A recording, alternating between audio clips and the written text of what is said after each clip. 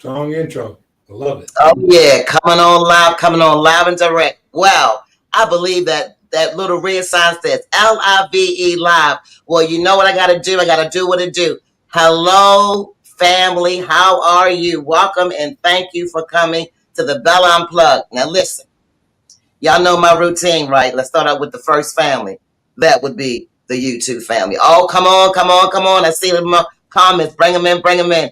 Shalom, I like to say. And y'all say, why do Bella say shalom? It means peace and a lot of other things, but it just rolls off of my tongue. I've been saying it for a couple of years. So I want to say shalom to my ooh, ooh, ooh, ooh, ooh, ooh, ooh, ooh, ooh, ooh, ooh. That would be my YouTube family where I first started at. What's going on, family? Now, y'all know Bella. My mama taught me manners. Let me go on over here to my my LinkedIn family. What's up? Now y'all secondary. Y'all know why? Because y'all secondary to the first dairy of the YouTube. Yep, I'm making it up. How you doing, YouTube? How you doing? Oh my God, how you doing? Annie, how are you doing from LinkedIn? Nice to see you. And last but not least, I'm switching up tonight. Y'all know Bella. I don't like to do anything twice. So I want to say welcome to I was going to say that TW word, X family. Hey, it's always thrilling to me. I want to say welcome and thank you so much for joining the Bell Unplugged. Now listen, we got some star-studded legendaries tonight. Bring those comments in. I might put a few on the comment section. You never know what Bella might going to do. But I want y'all to hear me clearly. Let me clear my throat. For real, y'all, I'm not feeling all the best. I'm going to give you 90%. Some of us don't even give 90%, all right? But I got a legendary to my far right and to my left. That guy, y'all see him, right? His name is Coach Tony. He is back once again. I told y'all, listen to these comments, that y'all said spice it up. Get some male study up in here. So I figured when I do some male stuff, y'all, I'm going to bring in Coach Tony. So I want to first thank Coach Tony for coming on the show. But oh my goodness, for y'all that's been watching Bella for a minute, yep, I've been on here for 5 years. Yep, what's going on? Miss you, Graham. That would be my Queen Patty from New York. What's going on, girl? Let me lower my octaves because I use a lot. I've already been in it maybe 8 minutes and I'm already on 50%. Come on, everybody. Let's show some love. We're going to introduce Coach Tony and then we're going to jump right into our legendary. Y'all already know it's Walter Jordan. But before we go to him, Coach Tony, come off that freaking mic. I'm saying, you know what? I live in Atlanta, but shout out to the DMV. What up, family? But I'm going to go ahead and stop, drink a little bit. Y'all know I need to be hydrated. I'm going to let Tony introduce himself a little bit. Then we're going to get right into it. Coach Tony, I guess I'll let you go. That Chicago thing going on. Okay, as we say in Clubhouse, Coach Tony, you got the mic. What up? Man, with an intro like that, I'm about to start just having you just kick it with me everywhere I go. I mean, that's the intro, baby. I mean, I come from the South Side of Chicago. For those that know, that continue to follow me each and every Monday on the Pull Up Podcast Show, where we always bring you quarter by quarter of sports information. So I get an opportunity to once again join forces with my girl Bella on Bella Unplugged. Looking forward to this interview tonight with the legend. And by the way, for those who are listening tonight, this is part one of part two. What we're going to do is we're going to give you enough information to get your head full. Then you're going to come back on my show on September 29th, where I got Coach Walter Jordan back in the house, and we just going to bust a balloon at that time. So, Bella, appreciate you being on the show tonight. All right, now. Okay, y'all know y'all asked, and it shall be what? Given. So y'all said I'm going to spice it up. More to come in 2026. But this man over here, he's really family. I'm going to talk a little bit about him. Y'all know how I roll. Y'all don't know how I roll, right? Because I'm switching up. Yeah. I'm going to talk a little bit about the one and only, the great Walter Jordan. But to me, he's a friend. He's a mentor and so much more. I'm going to talk a little bit about him. He's been on my show before, and I always thank my guests. Y'all, come on, bring them comments in. Okay, bring some real comments in. I'll put them on the show, okay? Come on, y'all. Come on in. Let's break it up. It is Friday. Walter Jordan, my. This man has done so much for the NBA, former NBA, but I love him. You know why? Because I'm a community girl, and Walter know I'm a community girl, and he's got something called Team Impact. But you know what? Before I do the just, I'm going to let Coach Tony jump up in here. I'm going to let Coach Tony talk a little bit about before we're going to, put the smoke up right in the mirrors, right? We're going to build that sandwich up. But before we get Walter on the phone, on the mic, on the phone, on the mic, on the phone. Come on off that phone, Coach Tony, and tell them a little bit about our legendary to the far right, please, sir. Man, I tell you, listen, you talking about mentor. The coach and I were just talking a moment ago, the thing of mentorship goes far beyond the basketball court. There's opportunities to mentor kids when it comes to sports. There's opportunities to mentor kids, some that are incarcerated coming back out. There's an opportunity to just simply mentor kids. When I remember when I was just getting into this game, back into the coaching field, didn't want to do it. I was training and got an opportunity to bump into Walter, who introduced me to his guys out of Atlanta with Team Impact, and then showed me another way, not just on the court, but there was a business side doing completely something totally different. And I was like, wow. And then just the people he introduced me to. So I want to just give you your flowers, because now I'm 25 years in the game on the coaching side of the house and still out here, affecting these young kids, doing a lot of mentorship.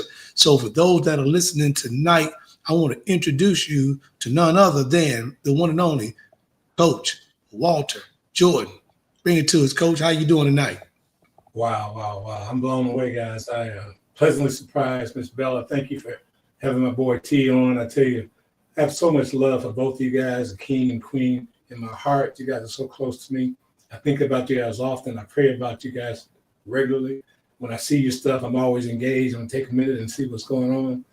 It's just a blessing, man. We've been blessed, no question about all three of us on this line, because we get it. We understand what life's all about.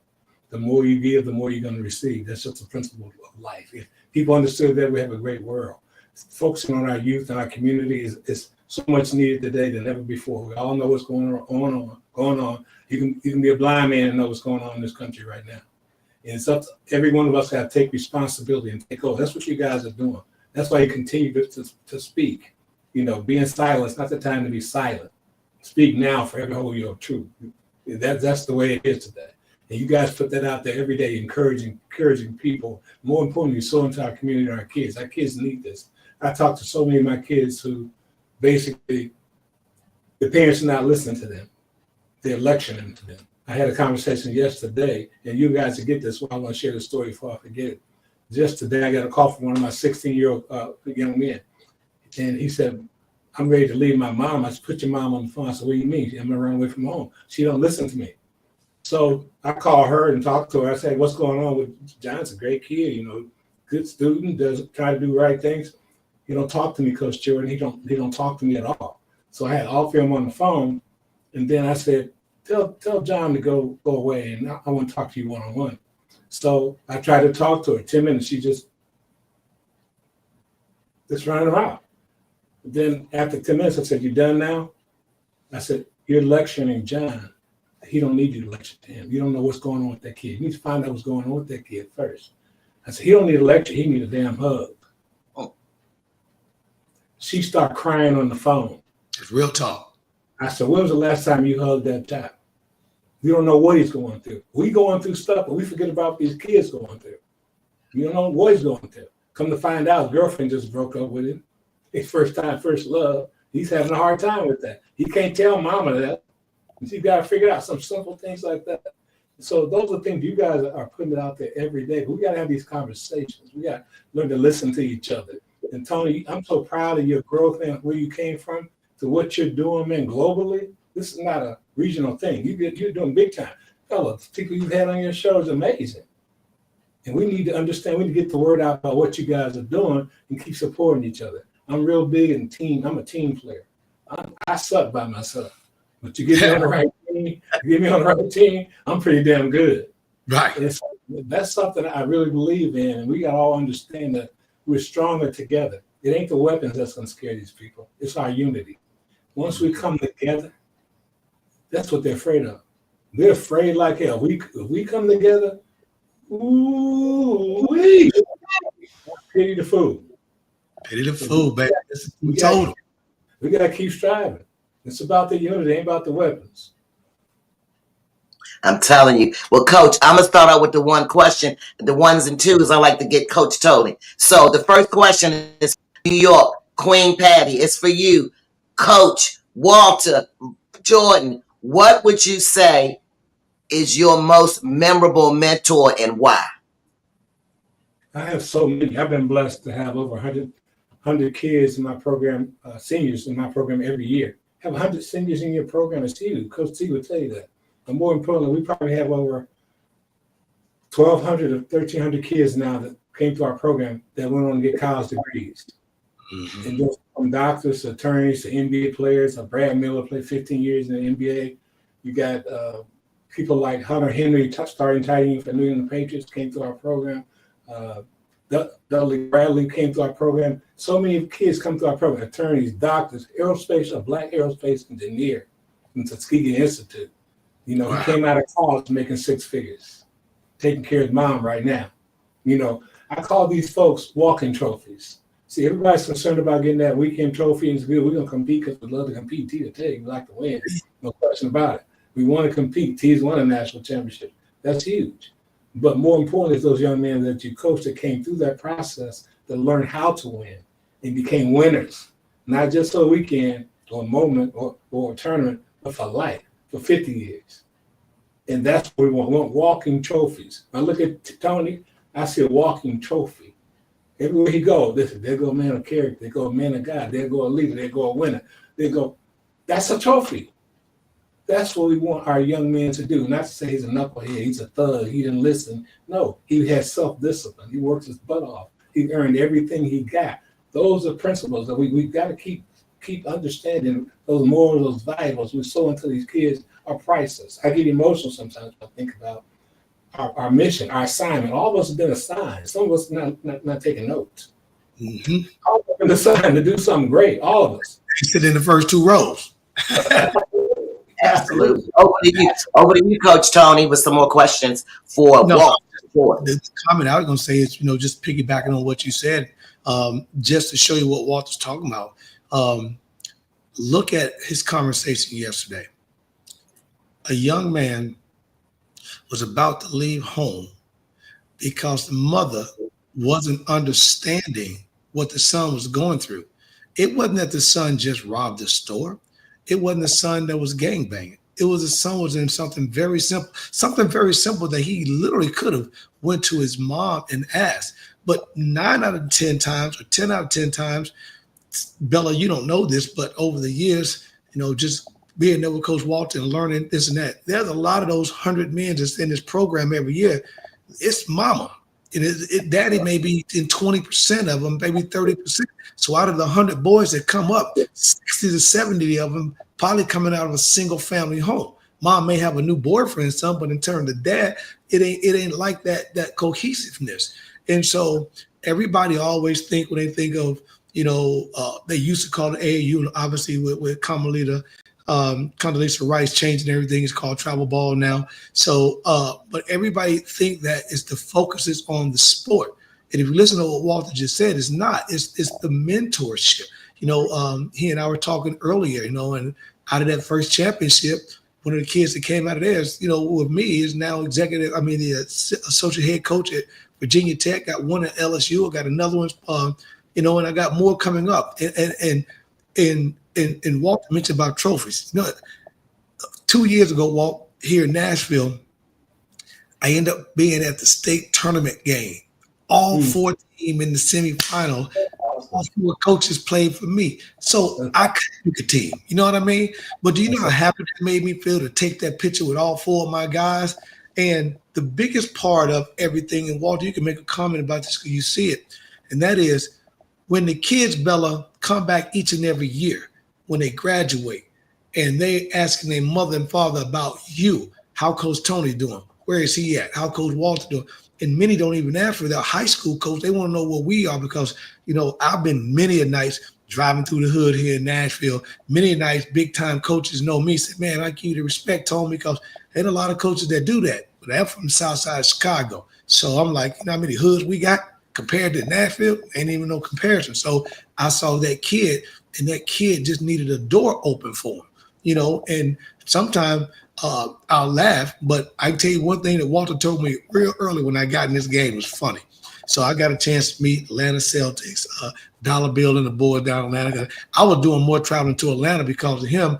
As I got, Exactly.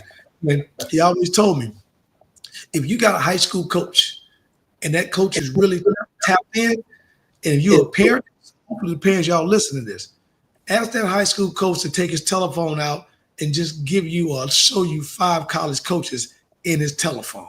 If he can't, then the coach is probably coaching, but he really ain't putting the kids next level. Because a lot of these coaches, they go and follow team impact. And then when the kids come back to the high school, they take the credit for what Walter's done all summer. So, you're looking like that.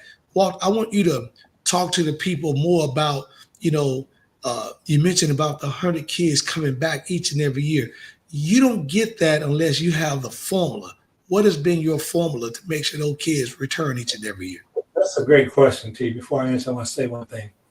Greatness is about when you're great at something and God has anointed you to do something, your responsibility now comes, if you listen to God, is to duplicate yourself. You've done that. We were talking about those 4 guys. They, first of all, they wanted to be you. They respected what you were doing. They were thinking, oh, one day I'm going to be what Coach T is. I want to be where he's at. When you can duplicate yourself, you're pleasing to God, especially when you get the right principles and the morals, and you're pleasing to God. You're doing His work. That's what He puts all of us down here to do. So I commend you for that.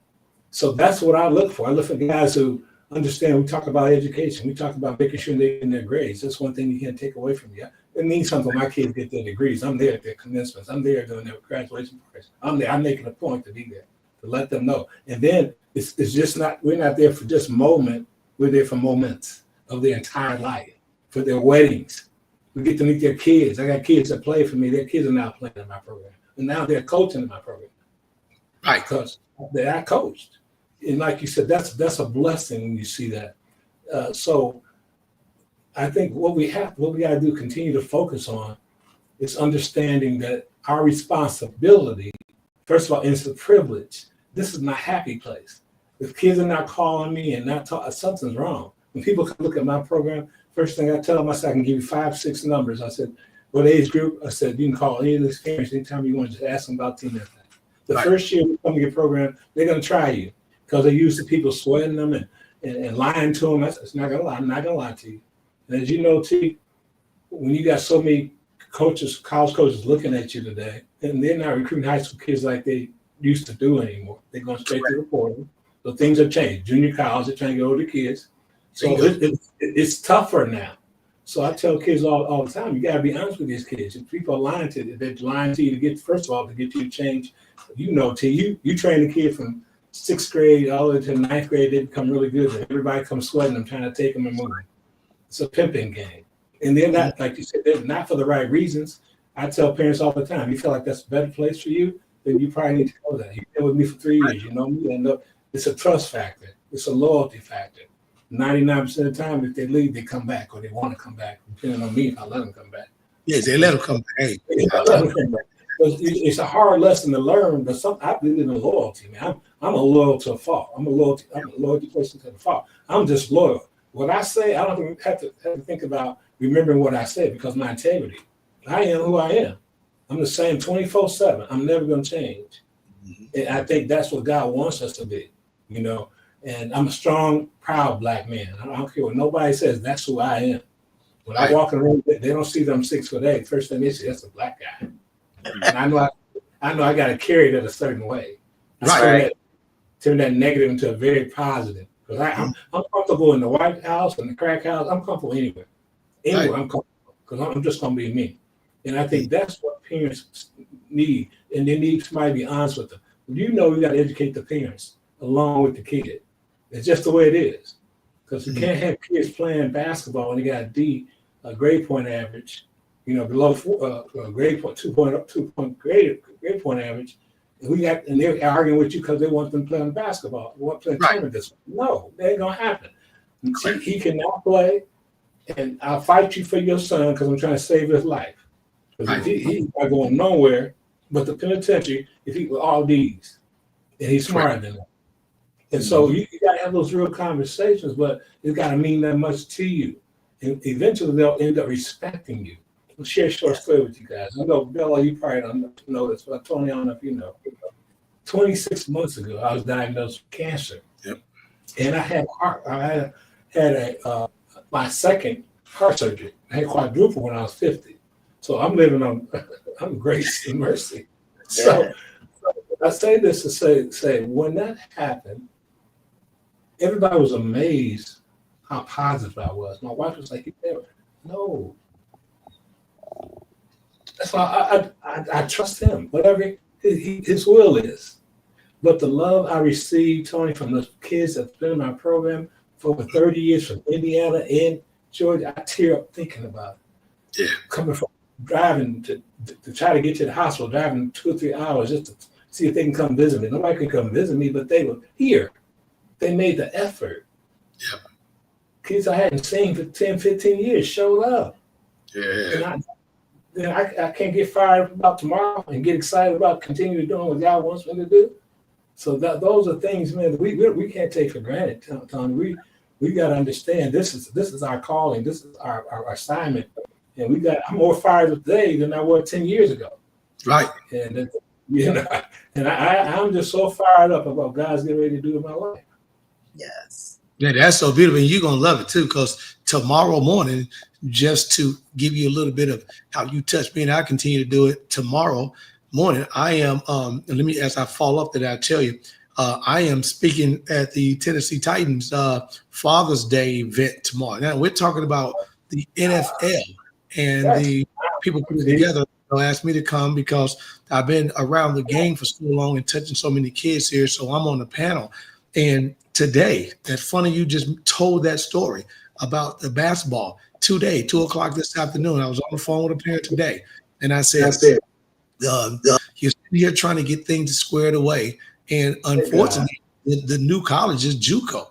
For those that don't know JUCO, that's junior college. I said, last year when the season ended, I had people calling me, just like you said, well, kids don't even play for me. That they thought they was with their coaches that don't know. Parents called me because that coach told them to call Coach Tony, which is funny.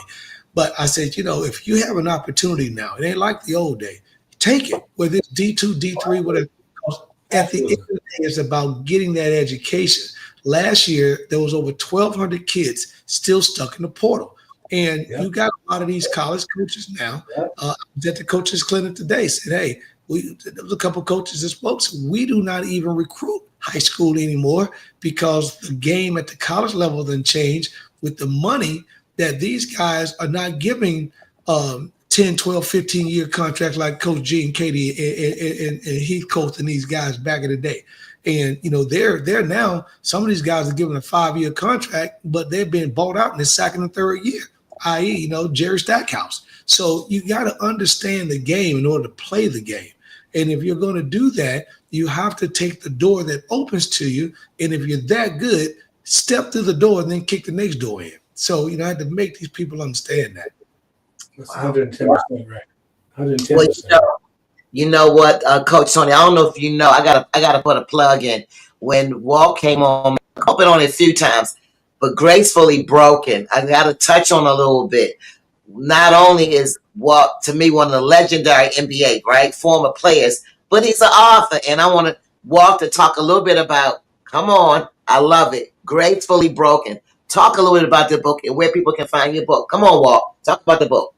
I try not to get emotional about that book because it had nothing to do with me. It was all God. I can't take no credit for it.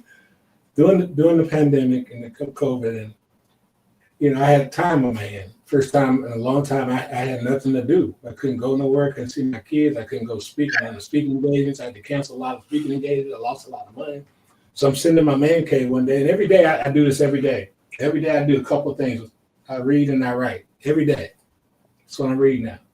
Every day I read and write. It's just like my therapy. No matter what I'm going through, I'm reading, I'm writing. So I just start writing. The next thing I know, I start writing about my life. I broke it down to start in my first session. My first chapter was what in the hell just happened. That was talked about. I opened the book with my first experience being high school state champion in Indiana, playing in front of 17,000 folks. And we were playing Indiana, number 1 ranked team in the country. I'm a freshman. I got to remember, we just won the state a few months before high school. And here now, A few months later, I'm playing against Scott May, all American, all these guys, Bobby Wilkerson, and I'm 18 still. And I'm playing for 17,000 on national TV. What in the hell just happened? You know, this little skinny 6'5", 170-pound kid Right. is already pissed on himself. You know, sent me off. And so that's why I started just reflecting back on my life. What happened, you know? But it goes back to the story in my high school, in my senior year. What happened my senior year? My mom died in November 20th before Thanksgiving. Our first game was that weekend. I had no idea my mom was dying. She was dying of cancer. So long story short, I was a nobody. Nobody knew who I was. I was high school was 3 years old. My senior year, I didn't even make all city, Tony. My junior year, I didn't make all city. Wow. But I was 6'5" guard, Tony, and our team was blessed that we'd go 29-1 and win the state championship.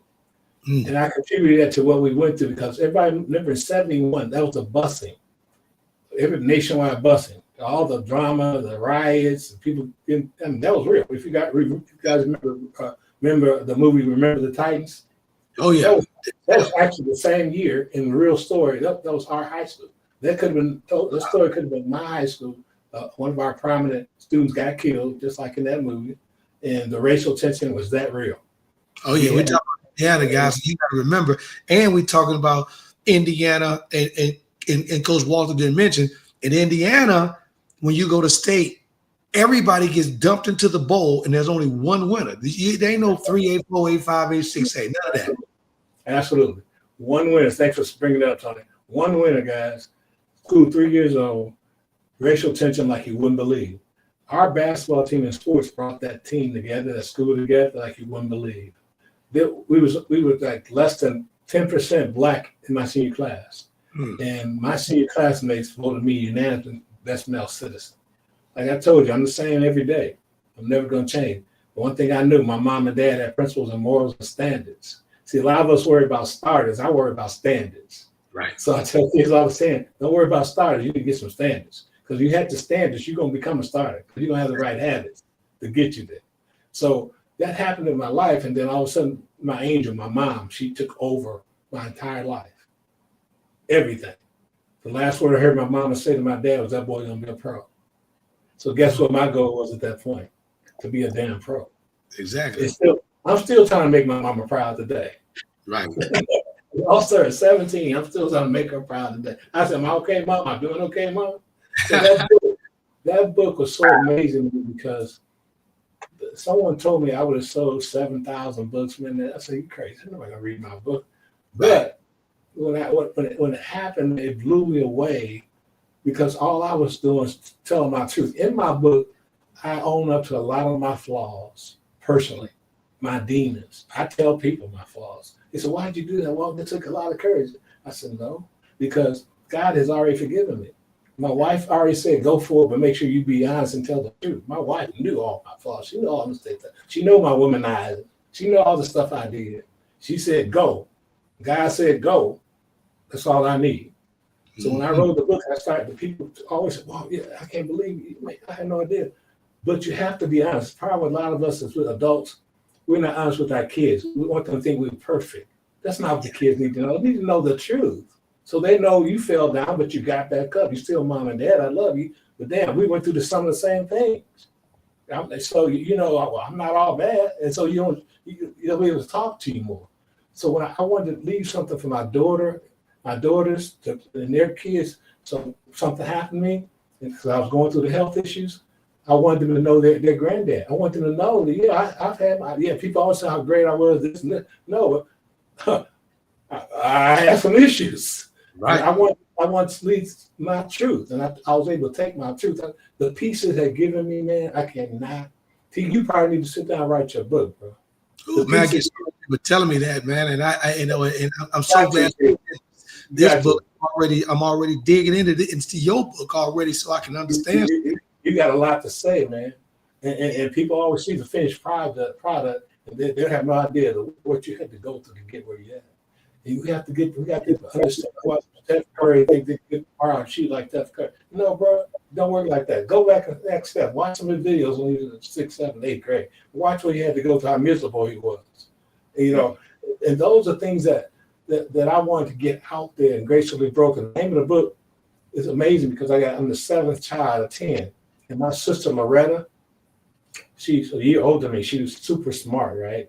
I hate going to class after her because all her teachers expect me to be all A's. And I'll come to the brochure. I hate Loretta, but I'm not gonna be Loretta. I'll tell you that right now. I just had to keep a BT just so I can keep playing. Mom said, you don't come to this house with no C's. We don't do C's. So that was my goal. Right. What was the keep playing? That's all you need to know. I called my sister after 2 months. You know how you got to get a title to know where to go. So I was wrestling after 2 months of just writing. I couldn't get the right title. Just did not hit my spirit. So I called my sister. I said, sis, I'm getting ready to write this book. She said, good. She's writing the book. I said, yeah. She said, what you need from me? I said, I just need a testimony. I said, no. I said, I need the help with the title. I said, I need to send you the first couple of chapters so you can get a glimpse of where I want to go. She said, don't send me nothing. I said, what you mean? She said, don't send me nothing. I said, I know you. I know everything about you. She said, I'm a year older. I watch you. I changed your diapers. You didn't change my diaper. She said, the name of your book, and she sees into the ministry. She's married to a minister. And she says to me, the name of your book is Gracefully Broken. Wow. I'll drop the phone. If that ain't God, Man. you can't tell me.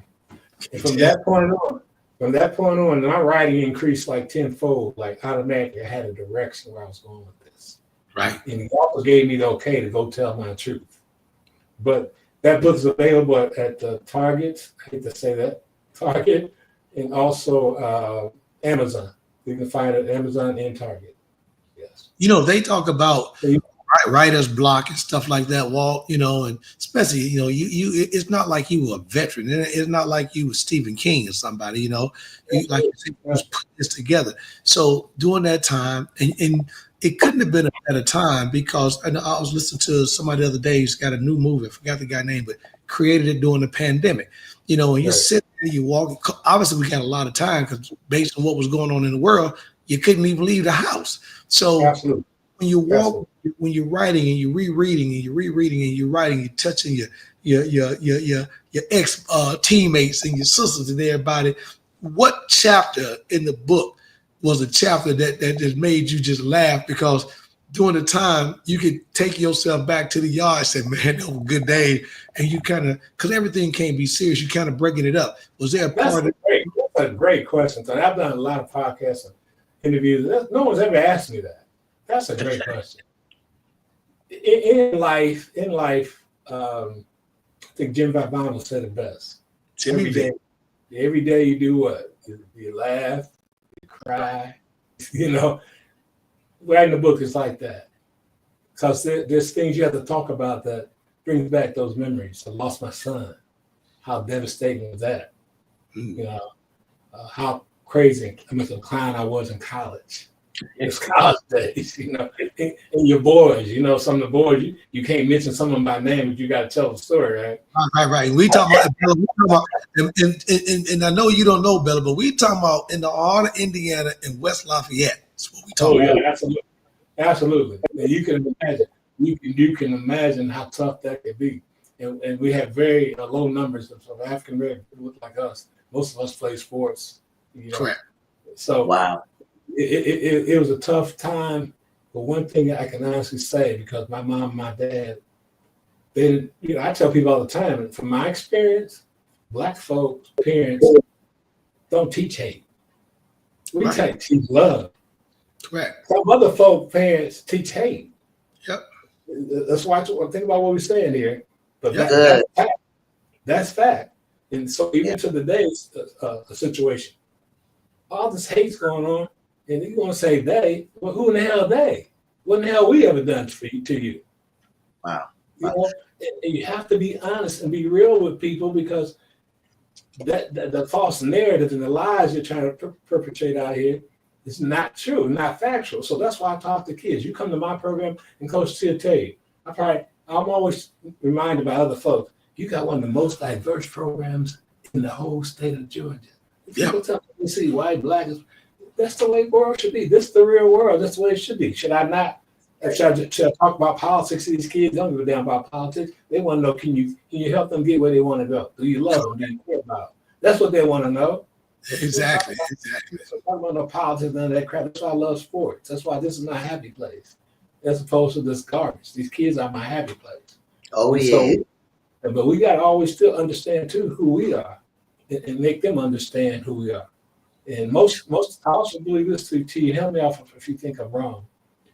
But you can practically tell white, black, brown, blue, green, red. A brother, or I call them brothers because they're all in the same court. You can practically tell if these people been around us enough because they don't have this kind of issues. They know us. Yep. It's what the ignorant comes in. The people that's outside of that, Correct, don't understand. The relationships we built and the friendships we built are priceless, and we all understand each other. We don't have to agree with each other, respect each other enough, and love each other unconditionally. right. That's what I do in my life. Is that Bella? That's that same formula, Bella. That's funny because I'm not joking. You come to Nashville in my program. I'm probably 60% brothers, 3 or 4 white kids, and whatever. Because I would never forget when he was putting all that together with Team Impact, and I was like, "Hey, Coach, I got to do the same in Nashville." He said, "Man, you can't go get everybody from the hood because you'll stay broke for one." Yes. They ain't having issues and problems. You got to have a couple kids on the team that's got high academic so that the other kids on the team, if they got an issue with homework, writing a paper, doing whatever, then you do it. I've got a kid that ended up playing for me that went on, Bella, believe it or not, that played at TSU, Tennessee State University, a white kid who ended up being a quarterback. So a white kid went to BCU, ended up being a quarterback. You don't hear from that too much, but That's unheard. I tell my kids today, Walt, what you just said. I said, if you look at the news and you go back as far as the shooting that happened in South Carolina in the church, right, when they picked up the white kid and took him to Wendy's and took him up, we are going to forgive and forget, and the Lord says X, Y, and Z. But the sheets are turned opposite. We are supposed to go to prison, or we're supposed to be in the electric chair. So that's the biggest difference. So I tell these kids, use the power of sports to connect you guys for life, because 10 years from now, 20 years from now, you'll be telling a story. And right now, this is our 20th anniversary from that first national championship game. And all the kids then reached out to me, Walt, we back together, and I'm about to pull them all on the podcast. We laughing because I remember my nephew had a rap song and we had him send it to us. And we went to the game, and this is true kid. First game we had, we was in last place, right? It was in bottom, in the 4th seed, not last, we were the 4th seed, and we got beat. Now all year long, we had been pressing 2-2-1 out. We're gonna run, we're gonna do everything. We went down and we played. And the day that we had our first game that morning, we were under the bridge down in Little Rock, Arkansas. We in the hood, deep in the hood. And these thugs came up. They like, man, y'all want to play? I'm like, no, man, we got a game tonight. They were like, dude, you what's up? And my boys looked at me like, Coach, let us play them. So we play these guys under the bridge. So anybody on this thing from Little Rock, Arkansas, know the bridge, know Little Rock, know what I'm talking about. We played these kids. We beat up on them, Walt, and they was from the hood. And they said, man, what time y'all play? I said 5:30. At 5 o'clock, we got there early. This is the first time I got a chance to meet Miss Mary Fisher, Derek Fisher's mother. Wow. And the boys pulled up. They came 15, 20 deep, Cadillacs, everything. Came in a basketball court. And Bella, I know you ain't in this basketball world like me and Walt, but when you walk in some of these gyms, you know, it's like going to a nightclub, like city. And these boys came to this game and surrounded our court because they met us early. And when my boys saw that, they turned up to another level. And thus, you know, I'm in the history books of AAU. So, I mean, when I look at that and you look at the longevity, and again, Walter always told me early on, get a formula stay with the formula, but enhance the formula every year. Because, Pepsi ain't the same Pepsi it was when you were drinking it in 1971. Oh, hell ain't. It's shut down. Well, Coach Tony, hit him with the questions because we got about 15 more minutes, Coach. You're doing a great job. And hit that question with Walt, and let's dive into a little bit more of his basketball career. Well, Mrs. I want to make sure Miss O'Graham get her question out here. She said, Walter, what was a pivotal milestone in your career? Was there, whether it been in the sports side, was there a pivotal milestone that you had that you can remember, whether you put that in the book or not? It wasn't in the book because it hadn't hit me yet. It didn't happen until 23 afterwards. Okay.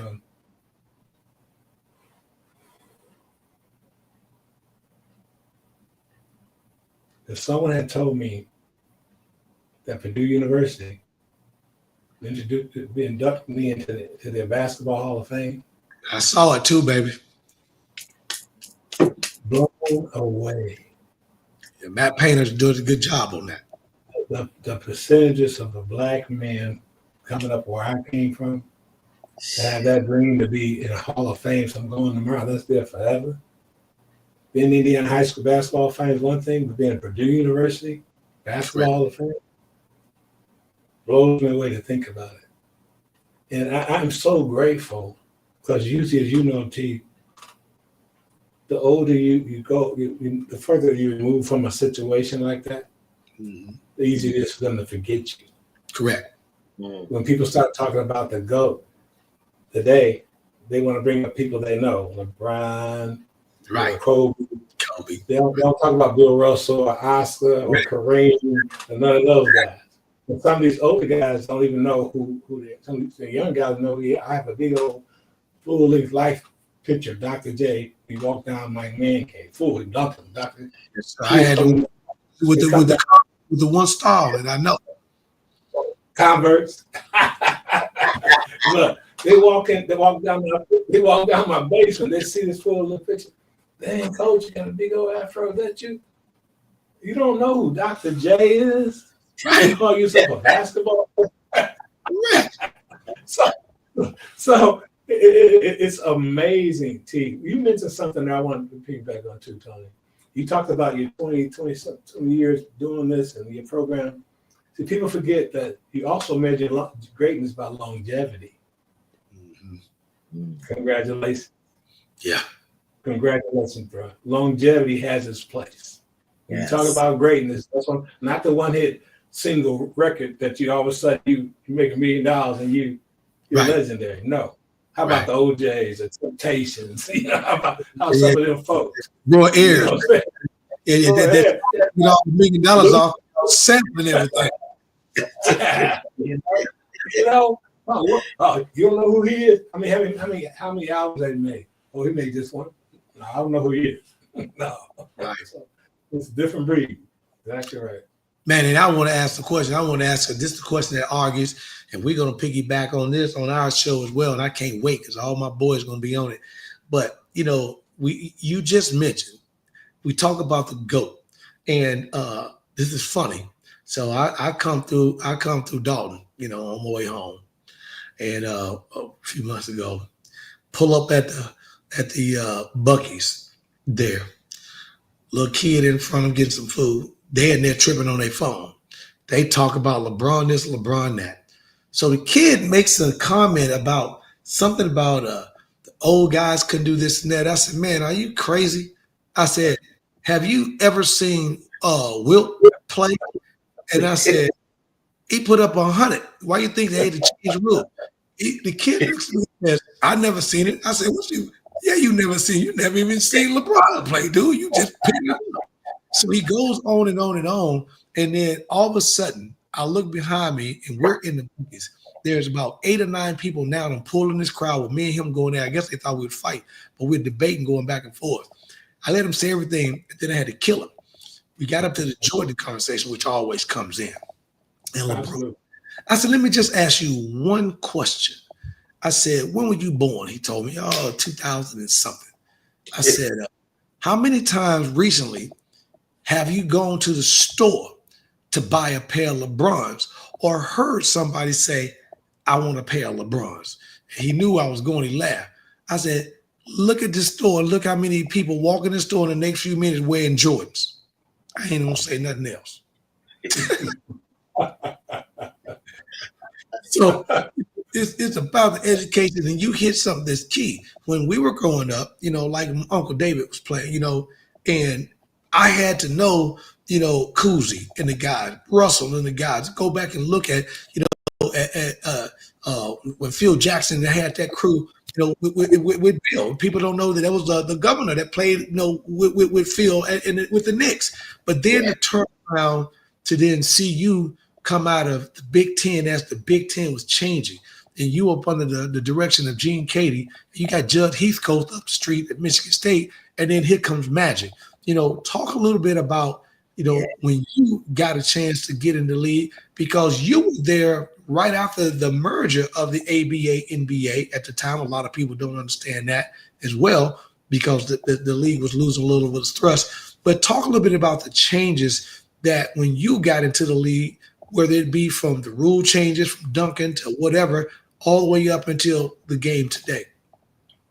Well, it was huge. Coming out, I'm glad you mentioned time too. When I was coming out my senior year, I was projected to be the 6th best small forward in the country, and played in the Pizza Hut All-Star games and other All-Star games and this and that. 3 out of the 4 All-Star games I played in, I got MVP. So I thought my stock was coming up. So my senior year, the ABA folded. Mm-hmm. So think about all the jobs that was lost now. Just think about being able to negotiate against the competitive negotiation could take place if you got drafted by ABA and NBA. And not to cut you off real quick, Walt, and for those that don't know, go back to the picture that he talked about with Dr. J in his basement. Doctor was the icon for the ABA with the red and white basketball before the merger. Oh, yeah. Absolutely. And Indiana was the ABA team. They didn't have an NBA team at the time. Correct. So I was thinking, hey, I can go play for Indiana if they draft me. Think they draft me. Long story short, I end up the Lakers was going to draft me. I'll talk more about this on the podcast. I don't want to share it yet, but the Lakers were supposed to draft me because my coach at the time was Fred Schaus. Fred Schaus was the general manager and the head coach of the Lakers when they had Baylor, West, Tatum. Right. My coach, he's a friend of Bill Sherman. So that was my college coach. I went to Purdue because reason why he said, because I can help you get to the league. His background was he was an NBA, he had all these connections. He could help me get to the league. So my final 5 choices was Michigan, Michigan State, Marquette, Purdue, and IU. Those were my final 5 choices, right? So I chose Purdue. I went there, had a pretty good career. So everybody was expecting me to go, first round, into the first round, somewhere around like that. So the Lakers had the last pick in the first round, and they didn't draft me. Now understand this. I'm working Purdue's camp at the time. That day, the draft, back then we didn't go to New York. Right. So somebody come down. So the basketball officers to know when Walt got called, come get me. Come get me because we have no cell phones. Come get me. So I'm sitting there waiting at the camp thinking, okay, the draft been going on a while. I didn't call my name. Come to find out, Coach had put out something to Lakers saying, that's great, you're going to draft Walter considering he got bad knees. Oh. That's draft day. That's draft day. The 2 things that a basketball player needs is good ankles and good knees. Absolutely. So imagine what happened at that point in time. Make a long story short, it's okay. I mean, they did what I had to do. And then they had a league called I went to the Nets, got drafted by the Nets, went to the Nets camp, played really well. 3rd lead scorer in the preseason. 3rd lead scorer. Bernard King was one of the baddest brothers that ever stepped on the court. Yes, Super John Williamson. He had to score. I came off the bench. I played really well. I shot them to 60%. They were saying I played like Bob Dandridge, New York Times, all this stuff. And so also Jordan, New York Times. Come to find out, they can only keep 11 players. Now get this, T. I'll talk more about this on your broadcast. Get this, T. There was an invasion of territory that the Knicks was suing the Nets for because they moved to the Netherlands. So the Yeah, they did move to Netherlands. It was damn near broke. It wasn't like it was now. It was broke. We broke, right? So, but the Knicks was getting ready to release Phil Jackson. So they said, and Phil had a guaranteed contract. Okay. So Phil had to come to the Nets, and that's what he did. They couldn't afford to keep Phil or me. Kevin Locker was the coach. Kevin Locker. Okay. He said, Walt, you deserve to be on this team. Everybody knew I had my money from my apartment and everything set. We're going to play Detroit 2 days, first game of the season. All my family coming down to Detroit and motor from Indiana. I'm hooked. I'm getting it. I'm getting ready to go hoop, man. Made it. Day before, they had to let me go. Let me go. So, yeah, come to find out, three or four other teams was trying to get me that week. They was trimming down their rosters within 24 hours. They thought for sure the Nets was going to keep me. They had Houston had called. Somebody else had called. They was trying to get me before they cut me. And so it was too late at that time. They were cutting their rosters down to go play for their first games. Right. So I had to go.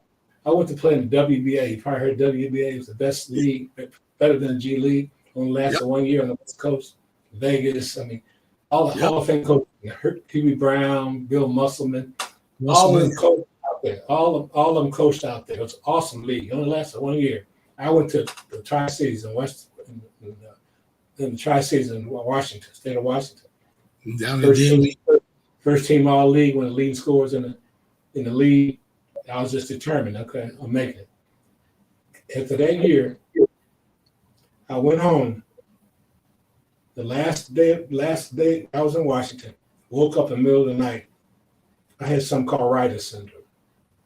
Denver was calling me to get me for the playoffs. My knees are swollen twice the size. My ankles swollen, both of them. I couldn't walk. This is the day before I go home. Denver's calling me. I couldn't lie. I was lying to him. Hey, I could give me praying. Okay, call me back tomorrow. I'll get your flight information. Get this. I had to call him back next day. Tell him I couldn't come. I told him I was injured. 6 months. I had to crawl. I had to walk. I couldn't walk. They put me in my sister's basement where I had to crawl to the rest. I couldn't do nothing for 6 months. Oh my goodness. Five specialists to find out what was going on with my body. 5 specialists. So I missed out all those opportunities. People was waiting for me. And thank God for Bill Musselman. I'll never forget it. God granted me favor to start all the time. I was praying just to walk. Then I got back on my feet. I became stronger than ever, more determined than ever. Because I said, okay, Satan, you ain't winning this. You ain't winning this. Right. Kept hitting my mama, who do God say you are? Who do God say you are? Who does God say you are? I kept hearing in the back of my mind. So when I got my health back, thank God. Bill Musselman had just got named head coach of Cleveland Cavaliers. Now, Bill Musselman had recruited me out of high school, played against me in college, played against me in the minor leagues. He knew me. Right. The day before they announced he was going to be head coach of the Cleveland Cavaliers, he called me and said, I'm going to sign you a 2-year guaranteed contract. I need you to come play in the LA Summer Pro League. I cried. Yeah. How soon do you need me there? Right. Today. The next day, Houston called me. So I decided between Houston and Cleveland. So I went with my loyalty, and probably the best basketball move would have been to Houston. But I have no regrets. But I just thank God I had that opportunity to bounce. I just believed in God. I believed that I was going to be all right. And so those are things that happen in your life. When you look back on, you say, "Whoa, look at God! Look at that!" Wow. Man, we gonna dig into this deep on September 29th. Y'all listen to your boy, the one and only Coach Tony, and this is the Pull Up Podcast Show on Bella Unplugged. Friday night, we got my man right here. As I always say, my man's in them, Walter Jordan. We're going to talk about the book. We're going to talk about more on team impact. We're going to talk about just life. And we're going to dig into some more stories for some of those young guys that think y'all know how the league was started and how it developed and all these GOAT stories. Pull up on me and you can hear about the GOAT stories. 8 p.m. Meet me there. Don't beat me there. I'm sorry, beat me there. Don't meet me there. That's what I meant to say. All right, now, family, y'all heard that. Now, y'all know he's been on here a few times. So, Coach Tony Thompson on the Pull Up Podcast. And let me tell y'all something. He got to get me a jingle because his jingle, all I'm going to say, I'm not even going to hop at Tony. You're going to call me a bouncer. They gotta come on Monday night. I'm going to reiterate this, family. I'm talking to my YouTube family. I'm talking to my LinkedIn family. Listen, Monday night, the 29th, 8 p.m. Central, which is 9 p.m. Eastern. I'm one of the fans. Come on back, part 2. You're going to hear more about Walter. Now, I'm going to turn the show back over to Coach Tony in the final comments. We got about 4 minutes. That Coach Tony, usually what I say is, but I'm going to ask a question to both of you all. I'm putting you on Mount Kilimanjaro's mountain because, Walt, you know I went to Africa. I went to Tanzania. That's East Africa. And on that continent of that country called Tanzania, there's a mountain called Mount Kilimanjaro. And I've been there. So I'm going to ask you one first to my Coach Tony, and then final closeout is Walter. I'm putting you on the mountain. I'm putting you on the mountain, Coach Tony, and I'm putting you on the mountain. And I got to figure out what the elevation is, but it's very, very high. Tony, you got the mic. You got the eternal mic. You got the world mic. What do you want to say to the peoples, Coach Tony? Leave me with one of your mantras. I'm going to pass it over to Walter and I'm going to close out. Coach Tony, you're on the top of Mount Kilimanjaro. It's a mountain on the peak in Tanzania. That's in East Africa, y'all. 55 countries. Did I say countries? On the continent of the motherland. So, Tony, you're up on that mountain. You got the world's attention. What are you going to say, man? Now I'm going to tell them same thing I'm talking to my team, my kids, about life and where you need to be at. If you do this for me each and every day, moving forward, you're going to be okay. Get up every morning. Thank the Lord, first of all, for allowing you to open your eyes and just be a part of his giving each and every day. Thank him and ask him to just one thing. Just when you wake up out of bed, you can be specific. Hey, Lord, I just want to lose 5 pounds a day. Okay, then, understand what he's going to allow you to do that. But then you got to follow what he's trying to tell you to do. And the last thing I want you to do is be determined. Every day you wake up, try to be determined about something.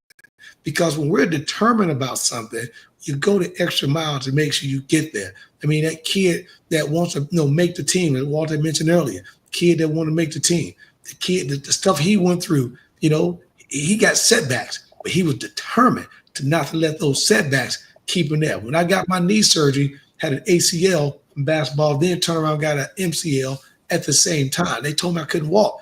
Man, I'm 35 years later, I am still in practice with my kids and I'm still giving them buckets. So be determined.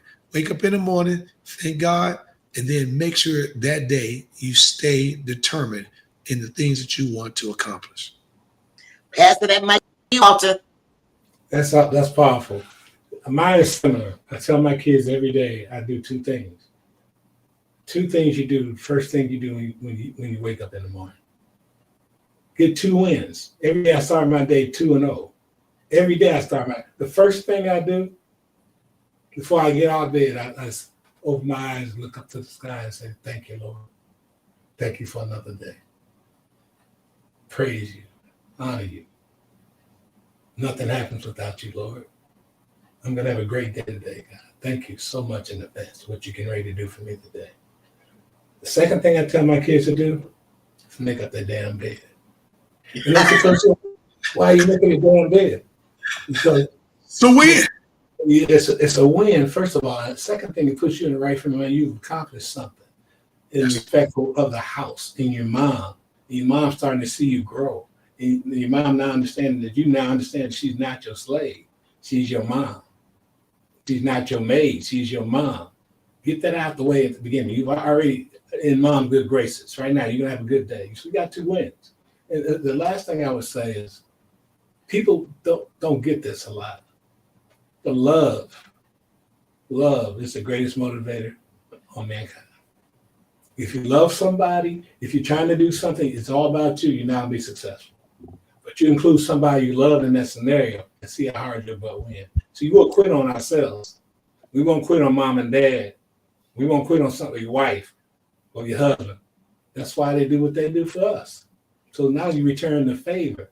You won't quit. If it's something, like I told you earlier, I'm still fighting to make my mom proud. I'm serious about that. It's not what would Jesus do.